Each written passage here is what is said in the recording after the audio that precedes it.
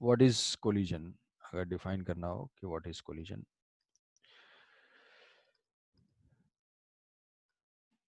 Collision, तो collision को अगर हम डिफाइन करेंगे तो कोलिजन के केस में हम ये बोलते हैं it is the short interaction between the particles और objects. It is short interaction, interaction between the objects, between the objects और जनरली हम पार्टिकल्स बोलेंगे, small size, short interaction between the objects or particles in which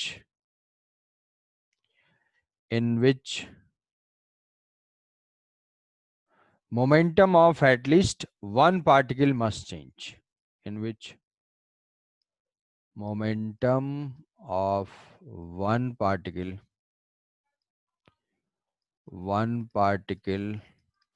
must change, तभी हम बोलेंगे कि collision हुआ। It is the short interaction between the objects or particle in which momentum of one particle must change. एक particle का momentum अगर change होता है, मोमेंटम क्या है, लीनियर मोमेंटम की बात होती है। मोमेंटम कोई पार्टिकल है अगर मूव कर रहा है, m मास का है और उसकी वेलोसिटी v है, तो इसका मोमेंटम, लीनियर मोमेंटम क्या हो जाएगा, mass into velocity. Linear momentum यही होता है, मास इनटू वेलोसिटी। तो अगर दो ऑब्जेक्ट इंटरैक्ट कर रहे हैं किसी भी तरीके से, वो इंटरेक्शन कॉन्टैक्ट भी हो सकता है और नॉन कॉन्टैक्ट भी हो सकता है। तो एक पार्टिकल का कम से कम मोमेंटम चेंज होना चाहिए। जैसे मान लो ट्रक चल रही है और सामने नैनो है, तो अगर ट्रक चल रही है, मान लो ट्रक और नैनो का कोलिजन हुआ, तो ट्रक की सेहत के ऊपर बहुत ज्यादा असर नहीं पड़ेगा, बट नैनो का जो है लाइफ चेंज हो जाएगी। तो उसी तरीके से मिनिमम एक का मोमेंटम चेंज होना चाहिए, तभी हम बोलेंगे कोलिजन हुआ, otherwise no collision.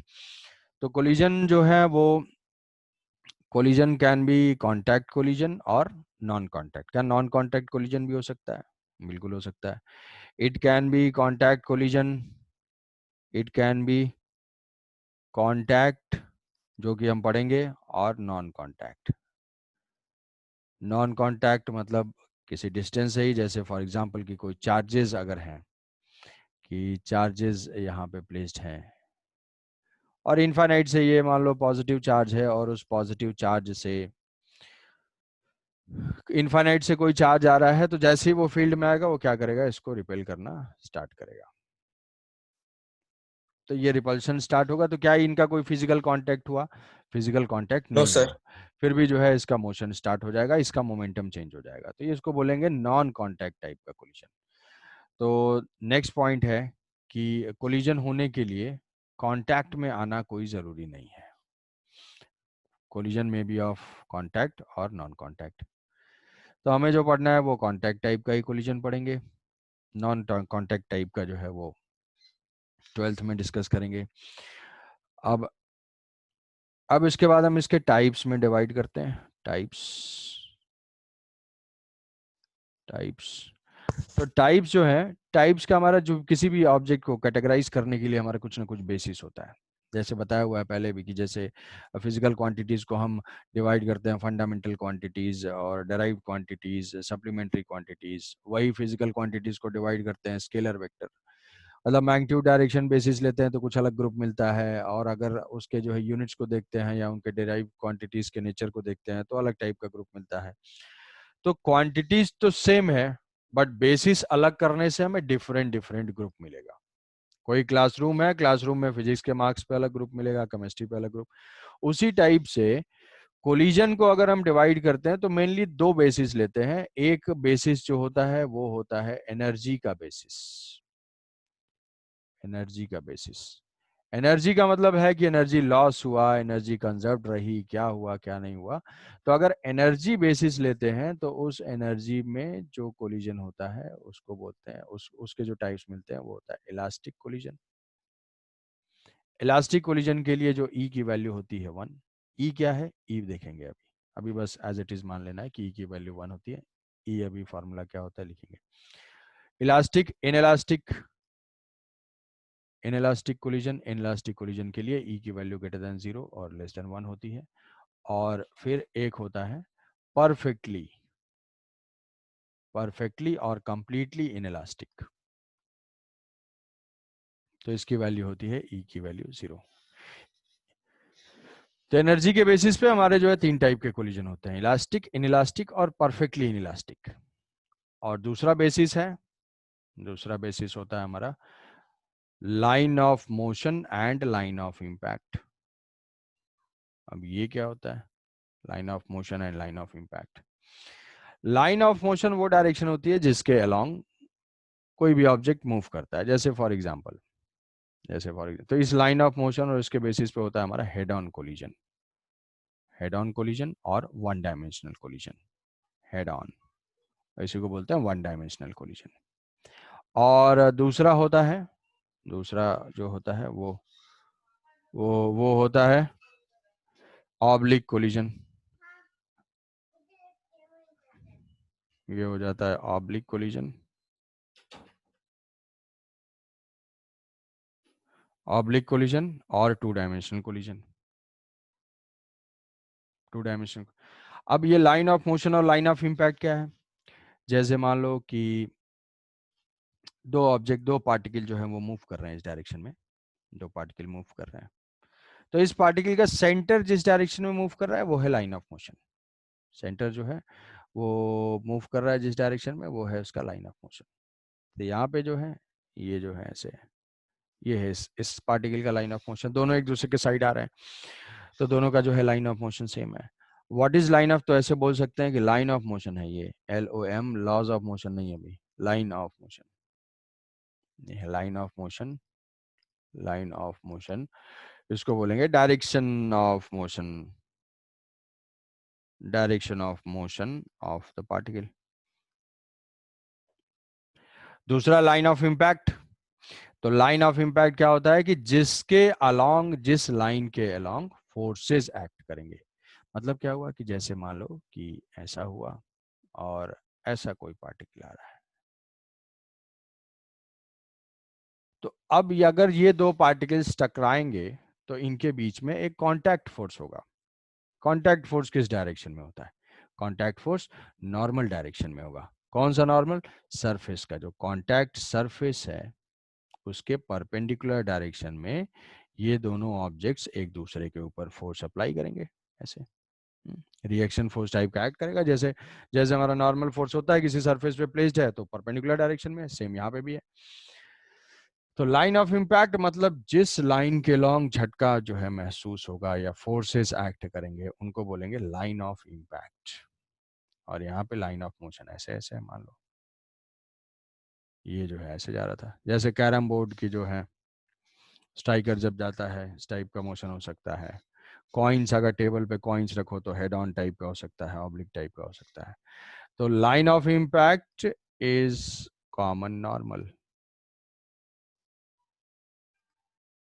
Common normal जिसके लॉन्ग फोर्सेस एक्ट करें, common normal is called line of impact. तो अगर ये दोनों सेम होंगे, ये दोनों अगर कोलाइड करते हैं तो इसका जो लाइन ऑफ मोशन है और ये जो है line of motion and line of impact same, तो इसको बोलेंगे हेड ऑन, वन डायमेंशनल। और अगर line of motion line of impact different है तो ये हो जाएगा, यहाँ पे जो लाइन ऑफ मोशन है and line of impact different है तो ये हो जाएगा ऑब्लिक कोलिजन और टू डायमेंशनल कोलिजन। तो इसमें ये पॉइंट जो है लिख सकते हैं कि व्हाट इज हेड ऑन और वन डायमेंशनल कोलिजन। तो इसमें लिख लेंगे LOM and LOI same, LOM and LOI same. और यहाँ पे LOM एंड LOI डिफरेंट। ठीक, तो ये तो हमारे कैटेगराइजेशन हो गए। अब देखो, अब ये दो अलग अलग बेसिस हैं। मतलब क्या है कि यहाँ पे ऐसा भी हो सकता है कि हेड ऑन कोलिजन हो, वन डायमेंशनल कोलिजन हो और इसमें से किसी भी टाइप का हो, इलास्टिक हो, head on elastic, head on elastic, head on perfectly elastic, या टू डायमेंशन में elastic, in elastic, perfectly elastic. तो इसमें जो है हेड ऑन को भी हम ये 3 तरीके से देख सकते हैं, इलास्टिक, इलास्टिक, परफेक्टली। या ऑब्लिक को भी ऐसे 3 से देख सकते हैं, या फिर ऐसे देख लो, elastic collision one dimension, two dimension, in elastic collision one dimension, two dimension, perfectly elastic one dimension, two dimension. तो ये मिक्स टाइप की ग्रुपिंग हमको मिल जाएगी टोटल। तो हम जो है वो हेड ऑन कोलिजन कंसीडर करेंगे, हेड ऑन कोलिजन, और इसके जो है कॉन्सेप्ट्स को, सारे कॉन्सेप्ट को अप्लाई करेंगे, और ज़्यादातर चांसेस है हेड ऑन कोलिजन में बेसिक कॉन्सेप्चुअल क्वेश्चन पूछे जाए तो अच्छे से इसको समझना है। तो हम लेते हैं head on collision. Head on collision से पहले एक क्वांटिटी हम डिफाइन करते हैं जिसको बोलते हैं coefficient of restitution. Coefficient of restitution, ये चीज जो है वो एक्सपेरिमेंटली डिटरमिन्ड क्वांटिटी है, कोफिशिएंट ऑफ रेस्टिट्यूशन ई। और ई की जो वैल्यू है वो ये है, E is equal to relative velocity of separation, relative velocity of separation by relative velocity of approach.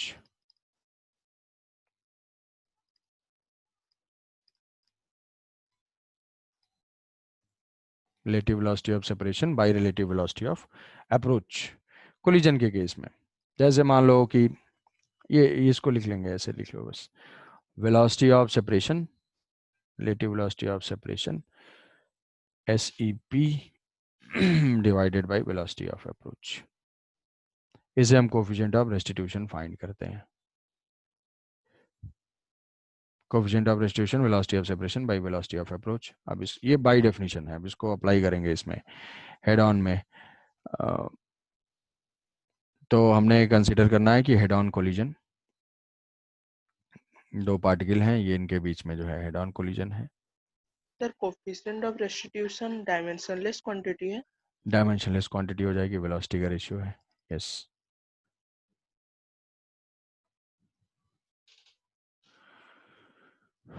तो हेड ऑन कोलिजन में ये दो पार्टिकल्स हैं।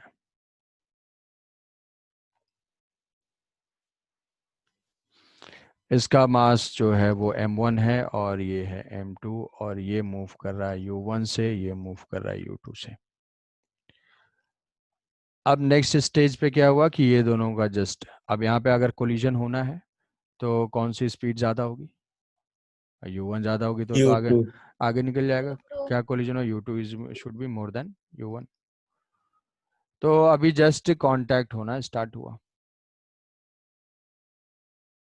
दोनों जो है ये m2 और ये m1। तो ये इसकी स्पीड तो अभी भी u2 है और इसकी स्पीड जो है वो u1 है। अब ये जो दोनों के सेंटर्स हैं ये तो कांटेक्ट में आएंगे, दोनों के सेंटर कांटेक्ट में आएंगे। ऐसे मान लो ये दो सेंटर्स हैं, ये दो लाइन है। अब इस पॉइंट की जो स्पीड है u2 है और इस पॉइंट की स्पीड क्या है, u1 है। u2 अगर ज्यादा है तो ये डिस्टेंस क्या होगी, डिक्रीज होगी या इंक्रीज होगी? यहाँ से ये जो डिस्टेंस है डिक्रीज होगी। तो जब डिक्रीज डिक्रीज होगी, ये दो होगी। ऑब्जेक्ट्स हैं, स्पीड ज्यादा है, तो ये क्या होगी, ये डिस्टेंस डिक्रीज होगी। तो जब डिस्टेंस डिक्रीज होगी तो ये डिफॉर्म होना स्टार्ट होंगे। ऐसा टाइप से सोचो कि जैसे मान लो कि ऐसे एक स्प्रिंग है और ये स्प्रिंग है और ये ब्लॉक है। एक सिचुएशन ऐसे समझो कि ये किसी वेलोसिटी से जा रहा है, जा रहा है, जा रहा है, जा रहा है, जा रहा है, यहाँ पे आया, इसके कांटेक्ट में आया। अब क्या करेगा, जैसे ही जाएगा ये क्या करेगा, स्प्रिंग को कंप्रेस करना स्टार्ट करेगा। जैसे ये इसके कांटेक्ट में आएगा, इसके कांटेक्ट में आएगा, तो अब स्प्रिंग को कंप्रेस करना स्टार्ट किया। अब स्प्रिंग फर्दर अगर कंप्रेस हुई तो इसमें एक फोर्स डेवलप होना स्टार्ट होगी। जब फोर्स डेवलप स्टार्ट होगा तो इसकी जो है वेलोसिटी बढ़ना स्टार्ट होगी, और इसके ऊपर फोर्स क्या है, अपोजिट डायरेक्शन में है, तो इसकी वेलोसिटी जो है डिक्रीज होना स्टार्ट होगी। तो क्या सिचुएशन होगी, जैसे मान लो ये ब्लॉक है और ये स्प्रिंग के साथ अटैच्ड है, ये इधर से आया तो ये धीरे धीरे धीरे धीरे मूव करना स्टार्ट करेगा। तो आगे वाले की स्पीड जो है उसकी स्पीड इंक्रीज होती जाएगी और इसके पीछे वाले की स्पीड डिक्रीज होती जाएगी। किसी मोमेंट पे क्या होगा, सेम चीज यहाँ पे है कि यहाँ पे दो पार्टिकल्स हैं, u2 की स्पीड ज्यादा है और u1 की स्पीड कम है। तो जो पीछे वाला होगा ये क्या करेगा, ये मूव करता जाएगा। तो दोनों सेंटर के बीच की डिस्टेंस डिक्रीज होगी तो ये क्या होंगे, ये डिफॉर्म होना स्टार्ट होंगे। तो मान लो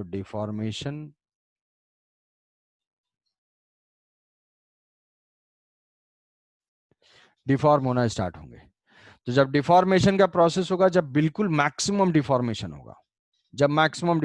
होगा, उस मोमेंट पे दोनों की स्पीड क्या हो जाएगी, सेम। ये चीज रिलेट कर पा रहे हो कि मैक्सिमम डिफॉर्मेशन पे सेम क्यों होगा? Yes sir, yes sir. Maximum deformation पे अगर सेम नहीं होगा तो और डिफॉर्मेशन होगा। जैसे यहां से है, अगर ऐसे देखते हैं इसकी स्पीड जो है, इसकी स्पीड डिक्रीज होते होते मान लो ये 10 है और ये 5 है, तो अब जैसे जैसे ये डिफॉर्म होगा भाई, डिफॉर्मेशन की वजह से यहाँ से फोर्सेस तो एक्ट करेंगे जिनको हम बोल रहे थे लाइन ऑफ इम्पैक्ट। तो यहाँ से यहाँ तो फोर्सेस तो एक्ट कर रहे हैं, तो ये फोर्स क्या करेगा, इस फोर्स की वजह से जो m1 होगा उसकी स्पीड इंक्रीज होगी और m2 की स्पीड धीरे धीरे डिक्रीज होगी। तो ये 10 से जो है, ये 10 से जो है कुछ 8 गया, ये जो है इंक्रीज होकर 6 हुआ। तो अभी भी इसकी स्पीड ज्यादा है तो डिस्टेंस डिक्रीज होती जाएगी, डिक्रीज होती जाएगी। जिस मोमेंट पे मैक्सिमम डिफॉर्मेशन होगा उस मोमेंट पे दोनों की स्पीड, मान लिया कि यहाँ पे जो है ऐसे टाइप का होगा 7 और 7। अब ये डिस्टेंस इसके बाद डिक्रीज नहीं होगी, बट डिस्टेंस डिक्रीज नहीं होगी, बट इसके ऊपर तो इस कंप्रेशन की वजह से फोर्सेस तो है, इस पे फोर्स इस डायरेक्शन में है और इस पे फोर्स इधर बैकवर्ड डायरेक्शन में है। तो फोर्सेस इस डायरेक्शन में होगा तो एक्सेलेरेशन उधर होगा, एक्सेलेरेशन होगा तो ये स्पीड क्या होगी, अभी भी अब ये 7 और डिक्रीज होता जाएगा और ये क्या होगा, आगे वाले की स्पीड बढ़ती जाएगी। तो बढ़ती जाएगी, बढ़ते बढ़ते बढ़ते क्या हो जाएगी, ये फिर ओरिजिनल शेप।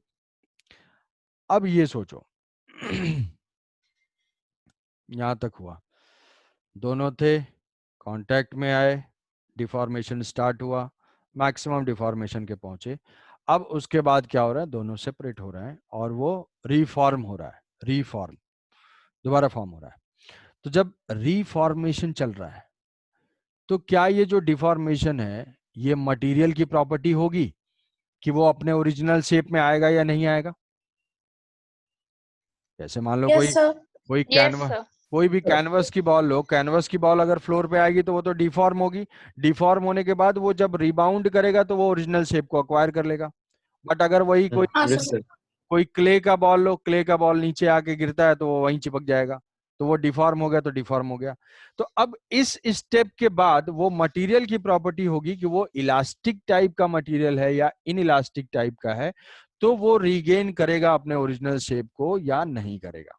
ठीक है, अगर वो कंप्लीटली रीगेन कर लेता है तो उस टाइप के कोलिजन को हम बोलते हैं in elastic, sorry elastic collision.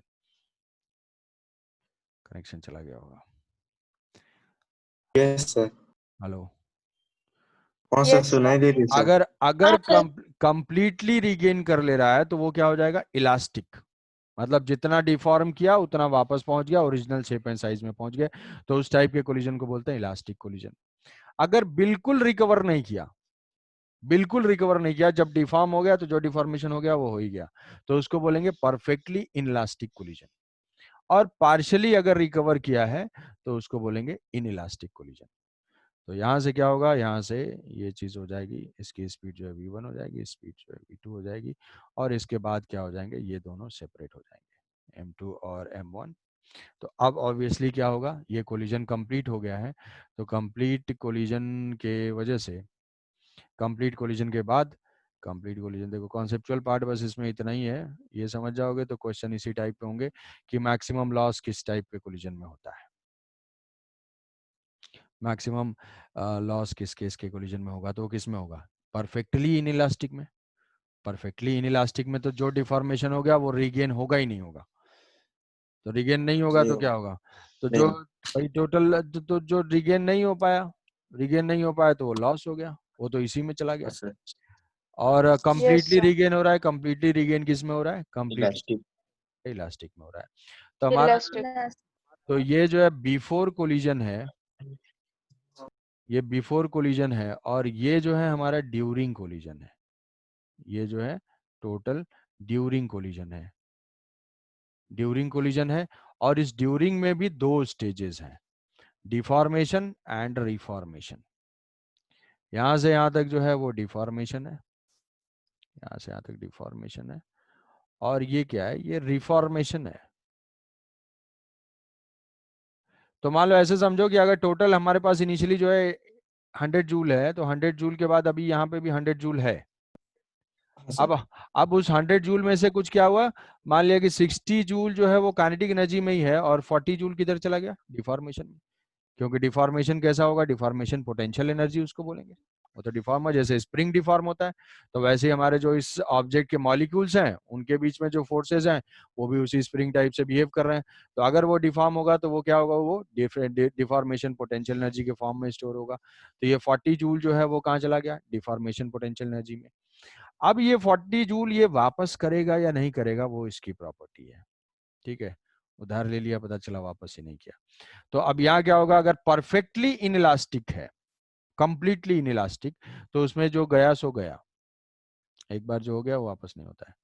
तो वहां पे क्या होगा, अब फाइनली क्या बचेगा भाई, फाइनली 60 जूल ही काइनेटिक एनर्जी के फॉर्म में रहेगी। पार्शियली इनइलास्टिक है तो मान लो वो 10 लौटा दिया, 20 लौटा दिया, 30 लौटा दिया, तो वो हो जाएगा इनइलास्टिक टाइप का कोलिजन।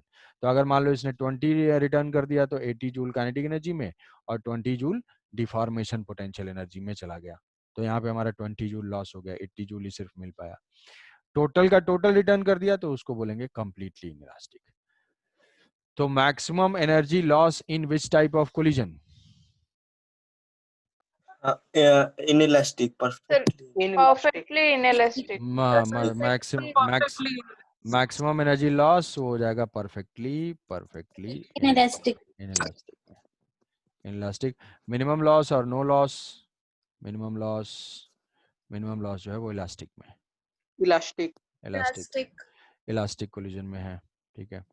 तो अब इसमें पहले ये बोला जाएगा कि क्या जब ये कोलिजन हो रहा है इसमें और भी कोई भी फोर्सेस नहीं ऐड कर रहे हैं। जब और कोई फोर्सेस नहीं ऐड कर रहे हैं तो हम ऐसा लिखते हैं कि जो एक्सटर्नल फोर्स है, एक्सटर्नल फोर्सेस हैं इस, अगर हम इसको सिस्टम लेते हैं तो पहला चीज है कि हमें क्या कर, अब इसमें देखो पहला तो ये कॉन्सेप्चुअल क्वेश्चन हो गया कि डिफॉर्मेशन होगा, रिफॉर्मेशन होगा, वेलोसिटी पहले इनकी फॉरवर्ड वाले की इंक्रीज होगी, इसकी जो है डिक्रीज होगी, डिक्रीज होने के बाद फिर फर्दर इंक्रीज होते होते ये सेपरेट हो जाएंगे। जब सेपरेट होंगे, जब ये सेपरेट होंगे उस मोमेंट पे ये वेलोसिटी v1 v2 है और ये m2 और m1 है, तो यहाँ पे ऑब्वियसली ये जब कोलिजन कंप्लीट हो जाएगा तो v1 is more than v2, v1 is more than v2, यहाँ u1 is more than u2, u2 is more than u1। तो इसमें जो है लीनियर मोमेंटम कंजर्व्ड होगा हर स्टेज पे, conservation of linear momentum is applicable. कहोगे ऐसा क्यों? तो अगर हम इक्वेशन देखते हैं कि किसी भी सिस्टम पे जो न्यूटन सेकेंड लॉ होता है F is equal to delta P, rate of change of linear momentum.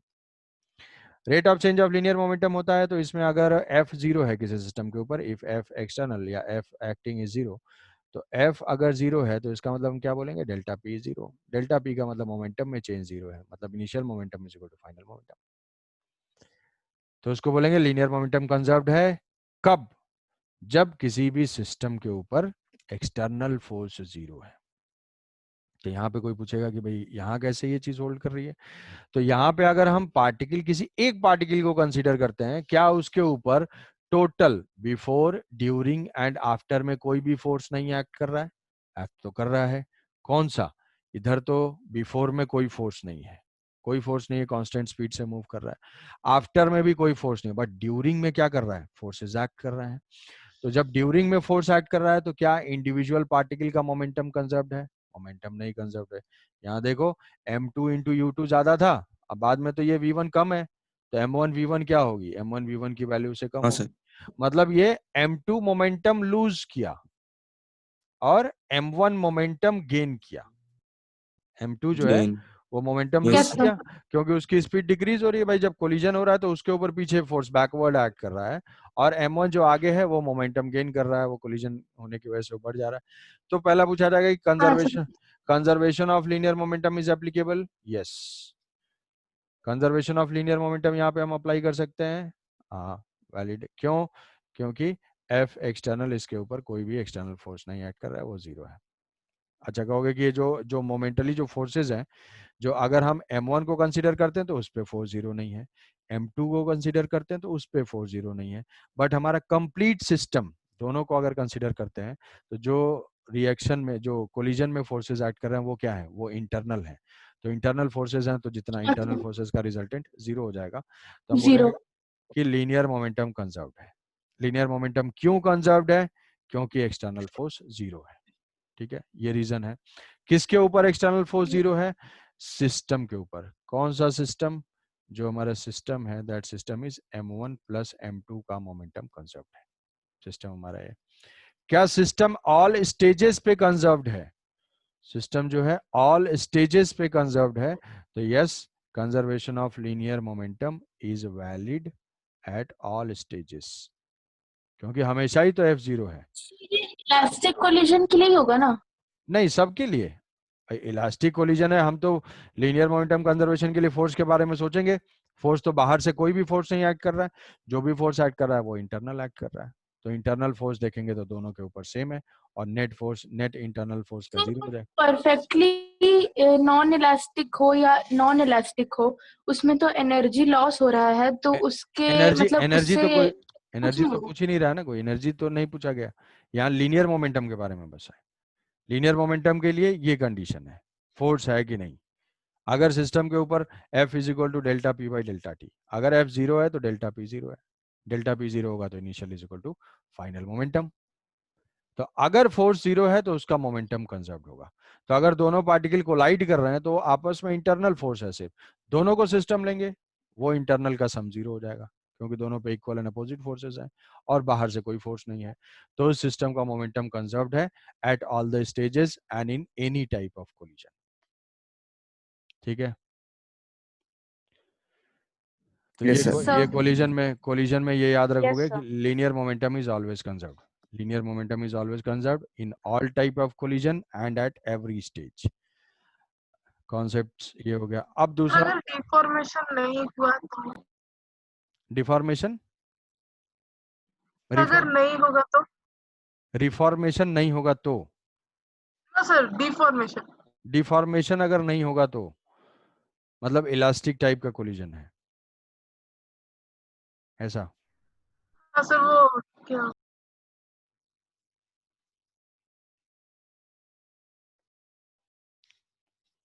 Momentum की जो कंडीशन है लीनियर मोमेंटम कंजर्वेशन की, वो क्या है कि एक्सटर्नल फोर्स जीरो होना चाहिए। अब एक्सटर्नल फोर्स जीरो है, वो यहाँ पे है कि भाई बाहर से तो फोर्स अप्लाई नहीं किया है, जो भी फोर्स हम अप्लाई कर रहे हैं जो या एक्ट कर रहा है वो सिर्फ आपस में कोलिजन की वजह से ही है। डिफॉर्मेशन कैसे नहीं होगा? डिफॉर्मेशन ही नहीं होगा तो फिर कोलिजन कैसे होगा? कांटेक्ट कोलिजन ले या नॉन कांटेक्ट कोलिजन ले, आपस में जो फोर्स तो एक्ट करेगा ही, तभी इंडिविजुअल पार्टिकल का मोमेंटम चेंज होगा। सर मतलब जो इक्विलिब्रियम में conservation of linear momentum valid है। हाँ, इक्विलिब्रियम में conservation of linear momentum valid है बिल्कुल। इनिशियल मोमेंटम भी जीरो है, फाइनल मोमेंटम भी जीरो रहेगा। अगर वो मूव कर रहा है कांस्टेंट वेलोसिटी से तो कांस्टेंट वेलोसिटी से मूव करता रहेगा। ठीक है, अब थोड़ा एनर्जी के Yes, बारे sir. में, एनर्जी के बारे में सोच लो। तो एनर्जी के बारे में अगर सोचेंगे तो kinetic energy is conserved, kinetic energy is conserved, conserved at all stages मतलब before during and after, before during and after. Kinetic energy is conserved at all stages, सारे स्टेज की बात करेंगे तो क्या काइनेटिक एनर्जी कंजर्व्ड है? Answer क्या हो जाएगा? ये नो। आंसर क्या होगा इसका? नो। क्यों नो? क्योंकि काइनेटिक एनर्जी तो डिसअपियर हो रही है ना, काइनेटिक एनर्जी डिसअपियर हो रही है, कहाँ जा रही है भाई? हाँ सर। डिफॉर्मेशन पोटेंशियल एनर्जी में। तो deformation potential deformation potential energy में चली गई। तो अगर स्टेजेस की बात की जाए, तुम्हारे दिमाग में आएगा इलास्टिक में तो कुछ होता नहीं है, इलास्टिक में लॉस नहीं हो रहा है।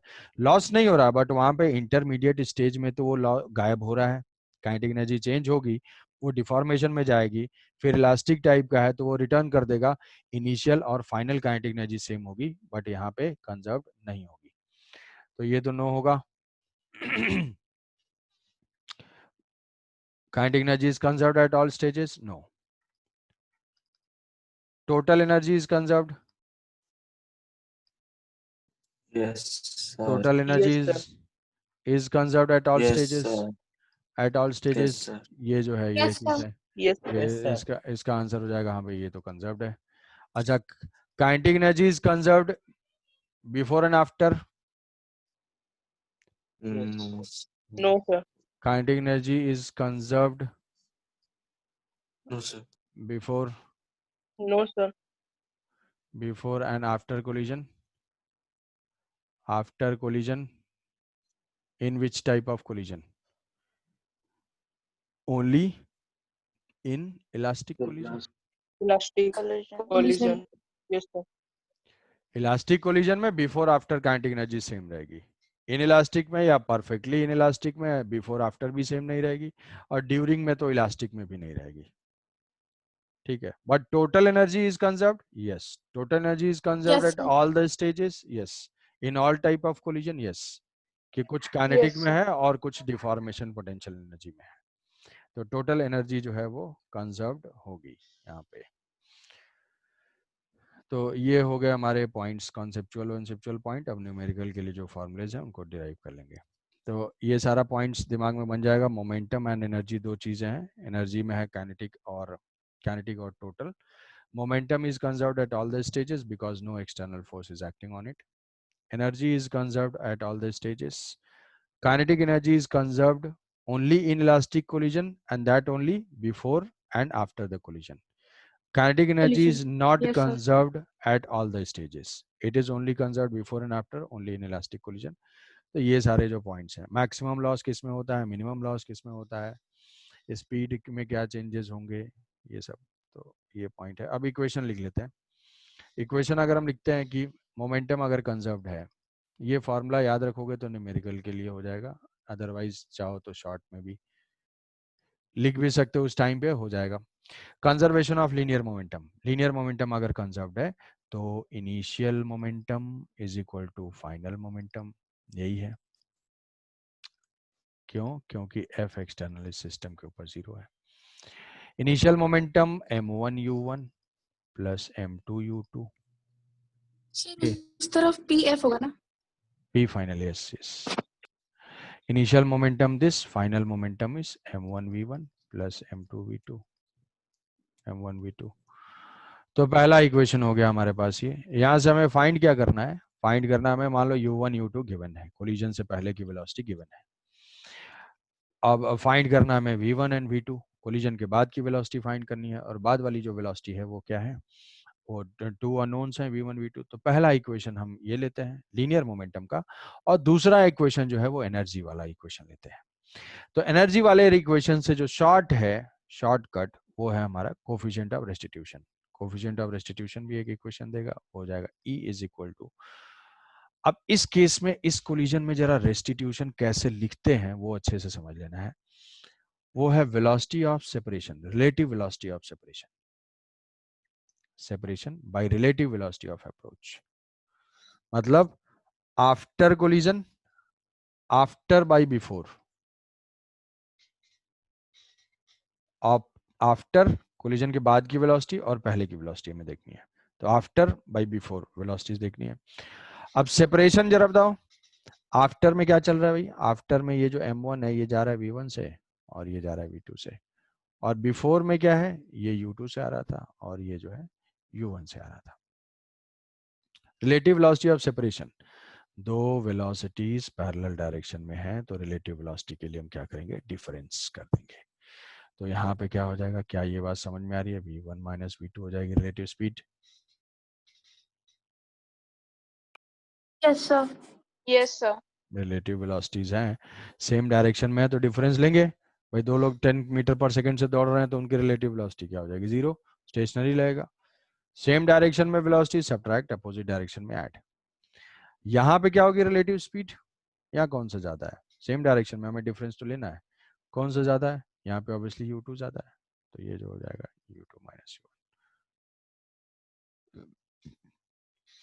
ठीक है, तो कब बताइए ना वो कैसे लिखे, U2 माइनस U1, मतलब u2, पहले आप V1 माइनस V2 लिखे। हाँ, जो स्पीड लिखना है, रिलेटिव स्पीड, क्योंकि जो कोफिशिएंट ऑफ रेस्टिट्यूशन है वो एक एक्सपेरिमेंटल वैल्यू है, एक पॉजिटिव नंबर है, डायमेंशनलेस नंबर है। तो यहाँ पे हमें लिखना है relative speed of separation by approach. Separation मतलब आफ्टर कोलिजन, आफ्टर कोलिजन में जो सेम डायरेक्शन में है तो हम डिफरेंस करेंगे, मैक्सिमम में से मिनिमम करेंगे, हाई में से लो करेंगे। तो कोलिजन के बाद आगे वाले की वेलोसिटी ज्यादा है इसलिए v1 माइनस v2, कोलिजन से पहले पीछे वाले की वेलोसिटी ज्यादा है इसलिए u2 माइनस u1। ठीक है, Yes, sir. Yes sir. तो ये दो इक्वेशंस हमेशा होंगे किसी भी टाइप के कोलिजन में, बस ये दो इक्वेशन से सारे क्वेश्चन सॉल्व होंगे, कोई भी टाइप है। हमेशा कोलिजन के बाद की वेलोसिटीज फाइंड करनी है, दो अननोन हमारे होते हैं और दो अननोन को सॉल्व करने के लिए दो इक्वेशन चाहिए। ऑलवेज जो है वो इक्वेशंस यहाँ पे होगा इसमें, और यहाँ पे ई का equation and conservation of momentum का इक्वेशन। तो इन दोनों को यूज करके हमें वेलोसिटीज फाइंड करनी है, तो वेलोसिटी फाइंड कर लेते हैं भाई। ये हो जाएगा m1v1 m1v1 plus m2v2 v2 is equal to m1u1 plus m2u2। इसको एक बार लिख के जो है देखना है खुद से कि ये जो कितना आ रहा है। ये v1 minus v2 is equal to e times of u2 minus u2 minus u1। तो इस इक्वेशन से हमें फाइंड करना है v1 v2। तो देखो पहले ऐसे सॉल्व कर लेते हैं, पहले ऐसे सॉल्व कर लेंगे। इस चीज को हम टोटल का टोटल क्या बोलते हैं, इसको हम इनिशियल बोल देते हैं। It is what, it is the initial momentum. ये हमारा इनिशियल मोमेंटम है। अब इसमें से हमें फाइंड करना है v2, तो v2 फाइंड करने के लिए क्या कर देंगे, v2 फाइंड करने के लिए मान लो m2 से मल्टीप्लाई कर दो। देखो डिस्कनेक्ट होगा, रिकनेक्ट करोगे इमीडिएटली। यहाँ पे m2 से इसको मल्टीप्लाई कर देंगे, m2 से मल्टीप्लाई करने के बाद ऐड कर देंगे। ऐड कर देंगे तो ये दोनों कैंसिल आउट हो जाएंगे। यहाँ से आ जाएगा v1, तो ये हो जाएगा m1 plus m2 into v1 is equal to initial momentum plus e times of m2 u2 minus u1। तो यहाँ से जो v1 की वैल्यू होगी, जो भी इनिशियल मोमेंटम होगा, e times of m2 u2 minus u1 divided by m1 plus m2।